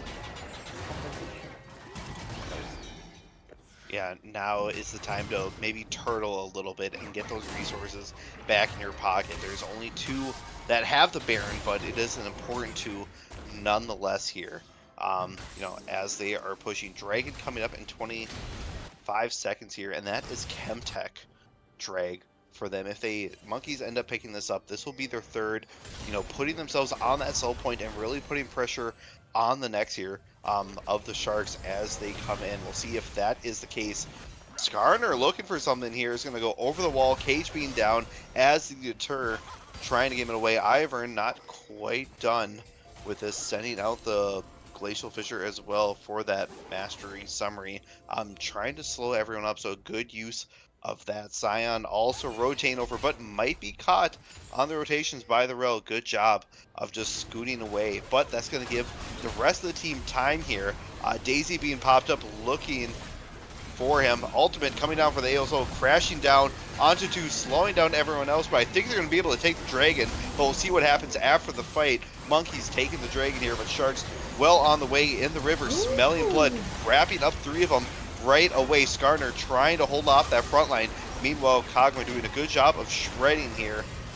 That front line, we see the first kill, second kill going over for them, and they are not done quite yet. Viger picking up a kill for his efforts. Skarner picking up another one. That is 4 gone. Going to be 5 here shortly, and that is a 1 for 5. Lulu sacrificing herself, but I think that was well worth it. A triple and a double on 2 very key important people, and Kog'Maw doing a great job of just keep on the back line, shredding and buying time for himself to get big. And what I said didn't happen. Okay. I thought they wouldn't to push that lane until the buff good was done. And okay, they made it, but still doesn't have the Okay, Oh, well, looks like a engage here from the Rel going, and Orin being able to follow up as well. Jinx being able to get that hit and slow down Scion. Scion going down here for the efforts. Going to grab a couple of more bonks here, trying to get a few stacks as it goes. The Singularity going to be able to slice up a couple of people and maybe giving them enough breathing room here. No objective on the board as Baron and the Dragon are not up. yeah, they'll have a, a calmer time here to only farm and push the side, as we know Veigar is on a point that he can do it easily, not only because of his build. Okay, some damage here. Yeah, a little back and forth there. Kog'Maw, unfortunately, getting caught out a little bit. Lulu having to use the ultimate here, that wild growth, to enlarge him. But maybe a counter engage here. Aeosol finding one with the Realm. Maybe not the primary target, but is enough to start the engage. Ivern trying to hold back the Skarner as the TP is used from the Viger out on the wings, that vision, making sure that no one can see, walking up to that bush. But I think they're going to smartly disengage here. Baron up in less than a minute as well. Skarner being looked at once again here is going to be found out, but is it the target they are looking for here? Rel getting taken out to half, and Scion going straight through towards the backside, Oh. finding one. Is it going to be enough? Mittens getting out of there with just a sliver of health. Meanwhile, they are going now for the Orin. Very, very tanky. Not a lot of burst onto him, but is shredding him down. Meanwhile, Jinx is doing a great job of just positioning and trying to shred as much as they can, as this team is going back and forth with the engages, and they might be able to catch Jinx out here. Scion landing the Q, but nothing else on the back end of that. And for all that effort, no deaths on either side, just a giant fight. Yeah, and as you said, Jinx did a great job on zoning here, or repositioning. She used well her passive, but still okay. Redemption is not gonna make it anywhere. Oh, The ooh! fight coming out here, slams over, but it's not going to find the Baron in time now. Monkeys grabbing that up. All 5 are available. Rel trying to look for something along the lines of an engage here to see if the team can jump back in it. Lulu might be the target, but it looks like they're going to let her back out. Unfortunately, Ivern just a little too late on that blast plan to go over for the steal.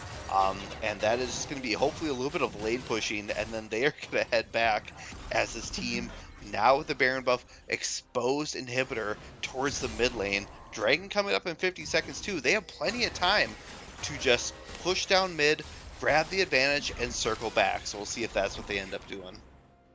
Yeah, they have a good vision here. They have advanced, and they have plenty of time, as you said. I agree with you, but still, as we said in draft time, it was the time bomb and the stack fight here for the items and for Veigar's damage.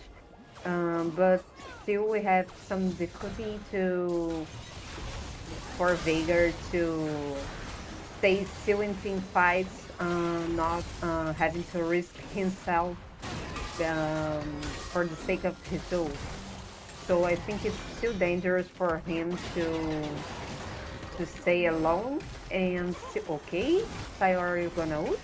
Yeah, No. Scion alone, but is going to get the Chugga Chugga Choo Choo all the way out of there, and that's going to give them free Dragon on that side. That is going to be Soul Point, Chemtech Dragon, which is going to look great on their team with the shields from the Scion Skarner and the Yeah. Lulu all the way down the field here. Baron buff still alive and well on their team. We'll see how much is left on that.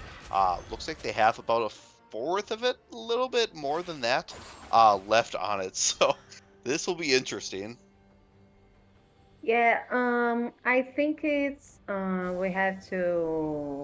we need to pay attention, of course, something that is huge on here, which is the stacks on Steel Heart. Okay, Ralph. Yeah, Rel looking Okay. for the Skarner here. Skarner getting caught out just a little bit. Does have the team towards the bot lane just in case They want to rotate over, but there's enough stacks on them that there's not going to be too much pain in his life here. Aosol crashing down the ult, not finding any primary targets, but is enough to deter them here as they take the tower, and they may be looking for more. Yeah, but the redemption just healed everything they wanted to, everything they needed to, but still, they are having a hard time finding these inhibitors. And Sion is doing the math alone on the top lane and not noticing Ornn's presence here, which I think it's dangerous for Mako team, but still they are getting a lot of time. And as you said, it's a bunk session up here, but still they are getting from stacking, but not good at all for Ornn because of the life and because of Sion's life, and still he has him his inhibitor for his team. Yeah, or not being able to efficiently deal with the Scion and really needing that help. But once you send 2 resources over there, it's really going to be difficult as they are just pounding down tower after tower here.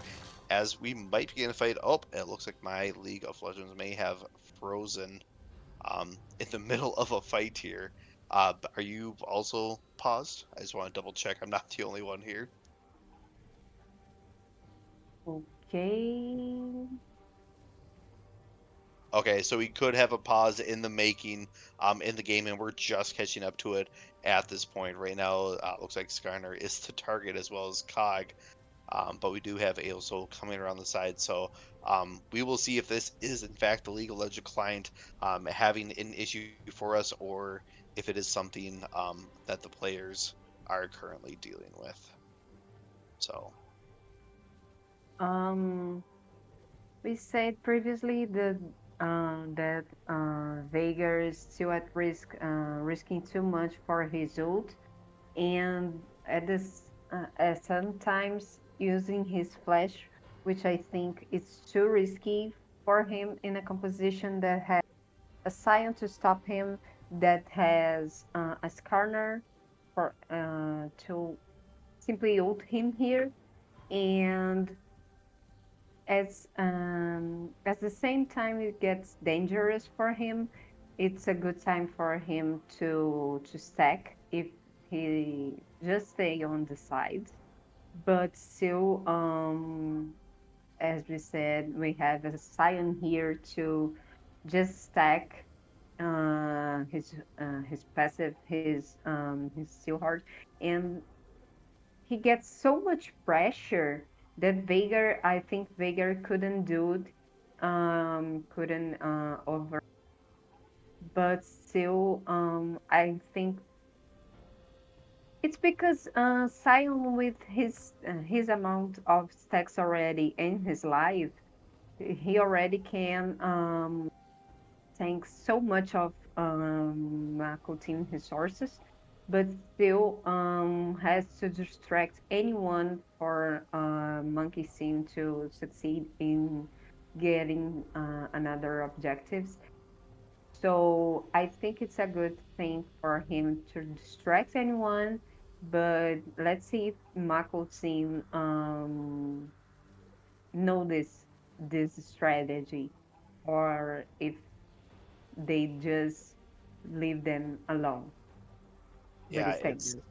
it's going to be tough here with that inhibitor already exposed towards the top side and crashing down come the minions. We see that super minion line all the way at the top going to be coming down. That is going to open up the world when it comes to those objectives.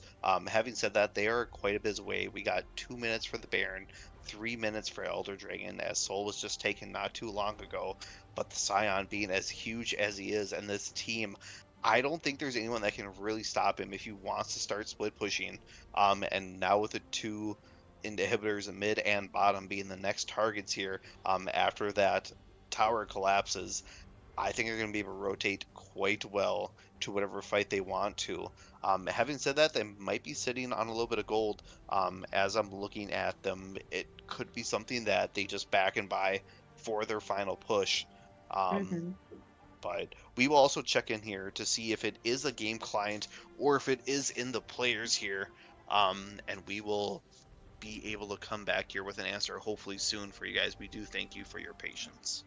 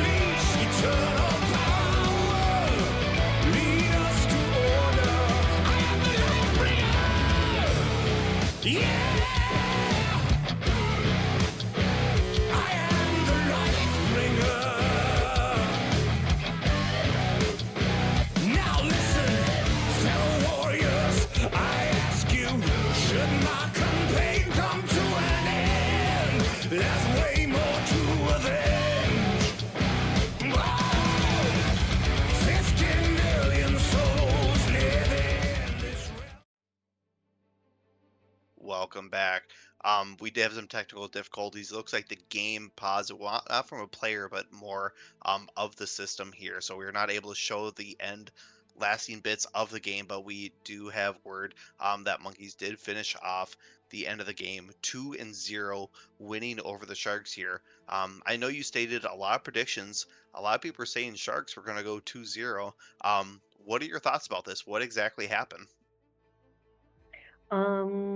This is the biggest plot twist and still the second week. So, I liked the prediction didn't it realized itself, but still okay. It it didn't get real, but monkeys uh, showed their side and showed that they can go against the predictions. So it was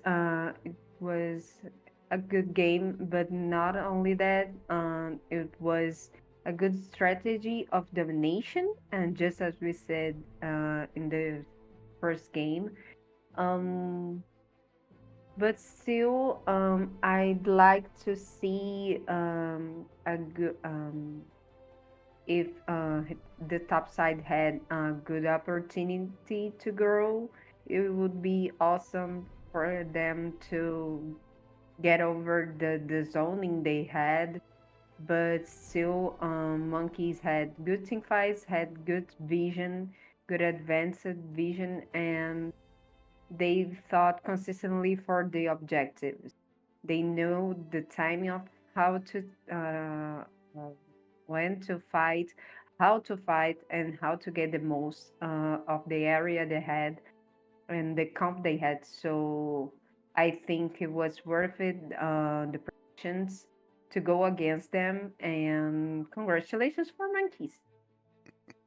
Yeah, a little bit of the upset bracket, but I feel like that's happening a lot in this early league, and it's really difficult to tell at the start who is where until true power rankings come out. And I think that really kind of shows once you get to game 5 and 6, you start to see those trends set a little bit more, and then you start to see who's going where. But it could also be one team just having your number, and that's where the rivalries set up early that can really shine lately towards the back end when playoffs do happen. So these early games do count for quite a bit, and you'll see those, pay dividends later on.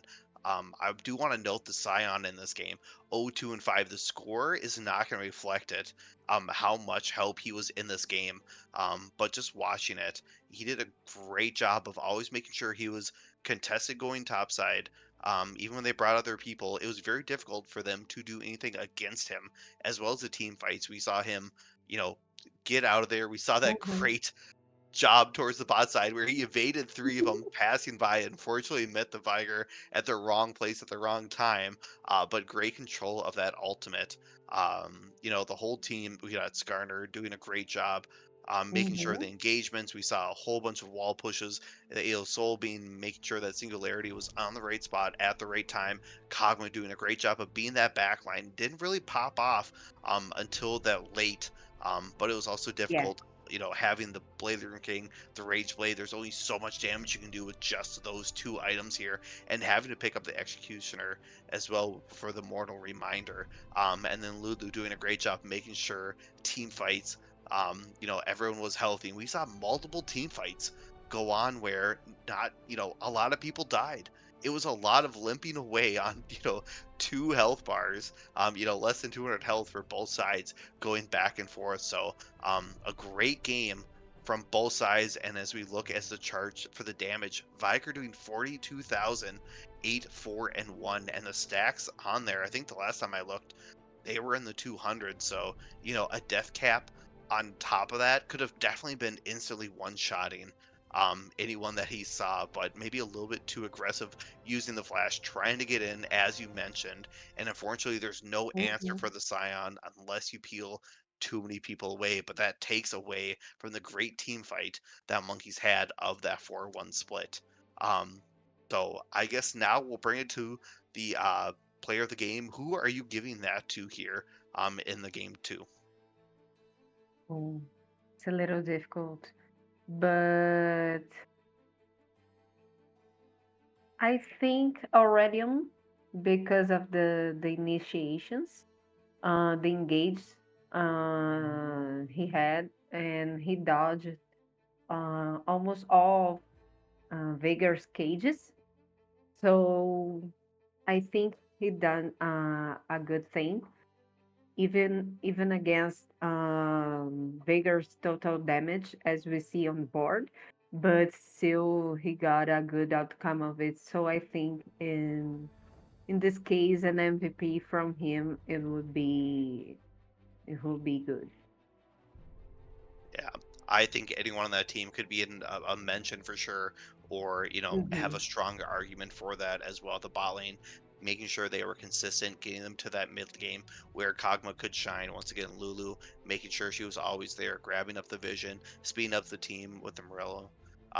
Not with the Morello, but the Shirley's battle song, pushing that forward. Skarner being such a front tank tool line, and making sure that they were making the plays, and the Scion being such a beast top lane, making sure that he was a nuisance from start to finish at the end of the game. But I think I'm gonna have to agree with you for the Rallying Soul. I saw a lot of ults being used for the initiation rather than disengage, and a smart use and time.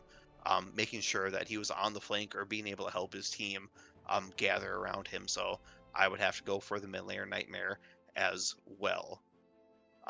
Any final thoughts or comments here before we wrap this game up?